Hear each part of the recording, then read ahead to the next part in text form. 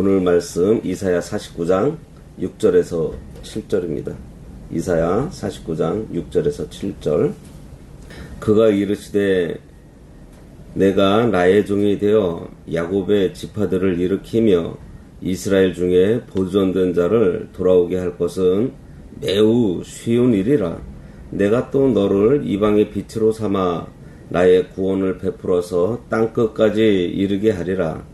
이스라엘의 구속자, 이스라엘의 거룩한 이이신 여호와께서 사람에게 멸시를 당하는 자, 백성에게 미움을 받는 자, 관원들에게 종이 된 자에게 이같이 이르시되 왕들이 보고 일어서며 고관들이 경배하리니 이는 이스라엘의 거룩하시니 신실하신 여호와 그가 너를 택하였음이니라. 오늘 말씀의 제목은 멸시당하고 미움받는 자를 세우심입니다. 지난 시간에 이사야는 장차 여호와께서 세우시는 종은 헛수고하고 무익하게 힘을 다한 것 같았지만 하나님의 판단하심과 보응하심으로 여호와께서 보시기에 영화롭게 되었다고 전하면서 5절 뒷부분에서 야곱을 그에게 돌아오게 하시는 이시니 이스라엘이 그에게로 모이는도다. 그러므로 내가 여호와 보시기에 영화롭게 되었으며 나의 하나님은 나의 힘이 되셨도다. 이렇게 말씀하면서 이어지는 6절과 함께 하나님께서 여호와의 종을 세우신 목적을 밝히고 있습니다. 하나님께서는 이스라엘 백성들의 불신앙으로 인해서 단절되었던 하나님과 이스라엘 백성들과의 관계를 다시 회복시키시려고 그리스도를 보내시는 거예요. 실제로 예수 그리스도께서는 공생의 대부분을 유대인들에게 복음을 선포하심으로 그들이 회개하고 하나님과 관계가 회복되도록 하는데 힘을 쓰셨습니다. 6절 그가 이르시되 네가 나의 종이 되어 야곱의 지파들을 일으키며 이스라엘 중에 보존된 자를 돌아오게 할 것은 매우 쉬운 일이라. 내가 또 너를 이방의 빛으로 삼아 나의 구원을 베풀어서 땅끝까지 이르게 하리라. 5절 뒷부분의 내용과 반복됩니다. 여호와의 종 메시아의 사역이 이스라엘 백성들이 회개하고 하나님과 관계가 회복되는 것에 있다는 것을 또 한번 보여줘요. 그리고 너를 이방의 빛으로 삼았다 그랬습니다. 이 말씀으로 예수 그리스도의 사역이 이 이스라엘 유대인에게만 국한된 것이 아니고 세계적인 것을 직접 밝히고 있습니다. 구약에서도 이미 이방의 구원에 대해서 말씀하고 있는 거예요. 이는 범죄함으로 하나님과 원수된 모든 인간들을 구원하시려는 하나님의 긍휼하심과 사랑이 잘 나타나 있는 말씀이라고 볼 수 있습니다. 참으로 그리스도께서 오심으로 구원은 유대인뿐만 아니라 온 세계 민족들에게 미치게 되었어요. 그래서 우리도 지금 믿고 있는 거잖아요. 그리고 땅끝까지 이르게 하리라. 이 말은 예수님께서 승천하시면서 제자들에게 지상명령으로 다시 상기시켜 주셨다는 걸 우리가 알아야 됩니다. 예수님의 지상명령은 하나님께서 이사야 때에 미리 선포해 주신 것을 다시 제자들에게 알려주시는 거예요. 그 명령을 또 해주시는 겁니다. 이렇게 예수님께서는 마지막 승천하시는 그 순간까지 하나님의 뜻을 전적으로 순종하셨어요. 그 지상명령은 오늘날 그리스도인인 우리들에게 주어진 명령입니다.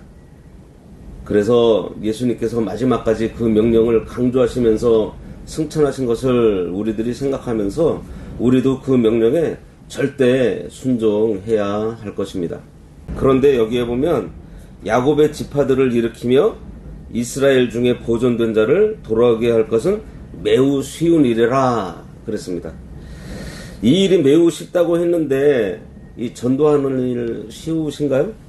믿지 않는 자에게 전도해서 주님 앞으로 불러오는 그 일도 어려운데 그 사람을 하나님의 사람으로 변화시킨다는 것은 더더욱 어렵습니다. 그죠? 많은 정성이 들어가야 돼요. 이것이 어려운 것이 왜 어려운가 하니 내가 하려고 하니까 어려운 거예요. 사람을 변화시킬 재주가 어느 누구에게도 없어요. 재주도 능력도 없는데 자기 힘으로 하려고 하니 힘든 거예요. 하나님 외에 사람을 고치고 새로운 인생을 살도록 변화시킬 자는 아무도 없습니다. 우리의 말재주, 우리의 능력으로 믿지 않는 자를 설득할 수 없어요. 이 일이 쉽다고 한 것은 하나님을 의지하고 성령을 의지하고 복음을 전하면 하나님께서 역사하시기 때문입니다. 우리가 하는 일은 우리가 받은 그대로, 우리가 아는 그대로 복음을 듣든지 아니 듣든지 전하는 거예요. 정말 그저 전하는 것입니다. 열심히 전하면 하나님께서 준비시켜 놓으신 자를 만나게 해주시고요. 그리고 택한 자를 하나님께서 그냥 두시지 않아요. 우리 힘으로 변화시키려고 하면 힘이 들지만 하나님께 맡기면 쉬워요. 그러니 우리가 해야 할 일은 전하는 것이고요. 변화시키고 자라게 하시는 것은 하나님께서 다 해주십니다. 7절 이스라엘의 구속자, 이스라엘의 거룩한 이이신 여호와께서 하나님에게 멸시를 당하는 자, 백성에게 미움을 받는 자, 관원들에게 종이 된 자에게 이같이 이르시되 왕들이 보고 일어서며 고관들이 경배하리니 이는 이스라엘의 거룩하시니 신실하신 여호와 그가 너를 택하였음이니라. 이 말씀은 지상에서 메시아께서 당하실 고난을 직접적으로 언급한 첫 부분입니다. 종으로 오실 메시아의 특징을 전하고 있어요. 그리고 실제로 예수님께서는 당시 관원들과 본디오 빌라도 등 여러 사람들에게 종처럼 취급당하셨습니다. 그리스도께서 장차 그의 백성들에게, 아니 지금도 복음을 받아들이지 않는 사람들은 아무 이유 없이 예수님을 멸시하고 미워해요. 왜죠? 이것은 모든 인류가 저로 말미암아 사탄의 세력에 지배를 당하고 있기 때문입니다. 그런데요, 이어지는 말씀을 보면요, 왕들이 보고 일어서며 고관들이 경배한다 이렇게 되어 있어요. 이것은 세상의 멸시와 미움을 받던 그리스도께서 마침내는 열방 가운데서 존귀하게 되실 것을 예언하고 있는 말씀이에요. 이것은 그리스도의 부활 후에 사도들을 통해 각 나라의 복음이 전파가 되고, 역사적으로는 주후 313년에 로마 황제 콘스탄틴 대제가 기독교를 국교로 인정하면서 성취가 됩니다. 그리고 점진적으로 지금도 이루어지고 있고요. 마지막 심판 때에는 온전히 성취가 될 거예요. 하나님의 방법은 우리 이성으로는 이해가 되지 않지만 다 지나고 나면 그제서 조금 이해가 될 때가 많이 있습니다. 우리 생각에는 말도 좀 잘하고 인물도 잘생기고 유능하고 지혜로운 사람을 골라서 그를 열방 앞에서 존귀하게 했더라면 일이 더 쉽게 잘 되었을 것이라는 생각이 들겠는데, 하나님께서는 멸시당하고 미움받고 종든 자를 불러서 일을 하신다는 것이 참 놀랍습니다. 사람들이 인정해주지 않는 사람, 아니 멸시받는 사람을 부르셔서 왕들과 고관들이 결국은 경배하게 된다고 하세요.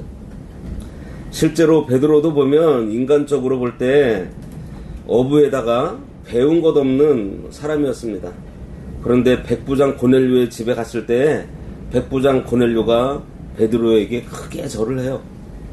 이것은 베드로가 대단해서 그런 것이 아니고 베드로 안에 역사하시는 하나님의 영광이 베드로에게서 나타났기 때문에 그런 것입니다.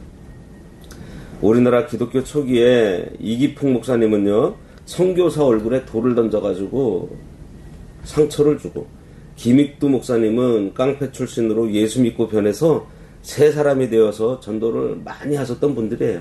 사람들은 인정하지 않는, 난폭하고 옳은 일을 하지 않는 사람들이었지만 하나님께서는 그들을 들어 쓰신 것입니다.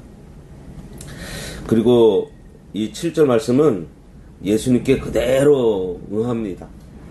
예수님께서 이 땅에 오셨을 때 멸시를 받으셔서 십자가를 졌을 때 심지어 침뱉음까지 당하셨어요. 바리새인이나 서기관이나 제사장들에게는 많은 미움을 받으셨습니다. 빌라도에게 잡혀가 재판을 받으면서 관원에게 종처럼 되기도 하셨어요. 하지만은 결국은 부활 승천하시면서 하나님의 영광을 나타내시고 오늘날에도 수많은 사람들이 예수님을 경배하고 예배하고 있습니다. 기도하겠습니다. 예수님께서 하나님의 종으로 오셔서 멸시와 조롱을 받으셨지만 결국은 하나님의 뜻을 온전히 이루심으로 하나님의 계획은 완전하며 반드시 성취된다는 것을 보여주셨사오니 저희들도 주님 가신 길을 갈 때 멸시와 미움을 받을 수 있겠으나 오직 하나님만 바라보고 담대하게 나아갈 수 있도록 인도하여 주시옵소서.